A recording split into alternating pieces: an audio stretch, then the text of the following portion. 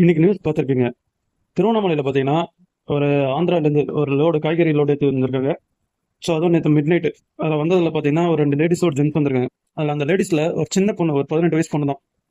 அந்த பொண்ணு அங்கே போயிட்டு இருக்கும்போது பைபாஸில் இருக்கிற 2 போலீஸ்காரங்க வந்து அவங்க கூட்டின்னு போயிட்டு மிரட்டி கூட்டின்னு போயிட்டு 2 பேருமே மாறி மாறி அந்த பொண்ணோட வாழ்க்கையை வீணாக்கிட்டாங்க. அது எவ்வளோ பெரிய தப்பு தெரியுமா?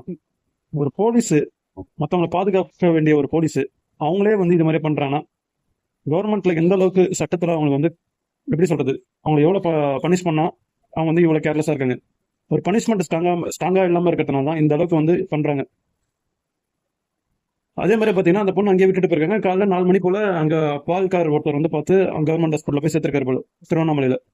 அங்கே நியூஸ் போய் இப்போ வந்து அந்த போலீஸ்காரங்க என்ன தெரியுமா தண்டனை பண்ணியிருக்காங்க, சஸ்பெண்ட் பண்ணியிருக்காங்க 2 பேரும். எப்படி இதெல்லாம், அதாவது ஒரு ரவுடி தப்பு பண்ணால் என்கவுண்டர் பண்ணுறாங்க, அவங்களுக்கு பிடிக்காதவங்க தப்பு பண்ணால் இது வேணா பண்ணுறாங்க. ஒரு நார்மலான மனுஷன் தப்பு பண்ணால் பாத்ரூமில் வலிக்கு உண்டான்னு கையை காலை உடச்சிடுறாங்க. ஆனால் ஒரு போலீஸ்காரங்க தப்பு பண்ணால் மட்டும் இதை வந்து நியூஸாகவும் எடுத்துக்க மாட்டாங்க. ரெண்டாவது வந்து அதை பெருசாக யாருமே வந்து சப்போர்ட்டும் கொடுக்க மாட்டாங்க. ஏன்னா அவங்கவுங்க வீட்டில் நடக்கும்போது தானே இந்த விஷயம் வந்து ஒரு வழியாக கொடுக்கும். அந்த பொண்ணு எவ்வளோ கஷ்டத்தை அனுபவிச்சிருக்கோம், 18 வயசு பொண்ணு. அந்த 2 போலீஸ் மிருகம், நான் என்ன சொல்றதுன்னே தெரியல. இதெல்லாம் மக்களால் நம்ம தட்டி கேட்காம வேற யார் தட்டி கேட்குறது? நாளைக்கு நம்ம யாருக்கு வேணா இப்படி ஆகலாம். அதனால நீங்க தயவுசெய்து இதுக்கு என்னன்னு பாருங்க. தேங்க்யூ.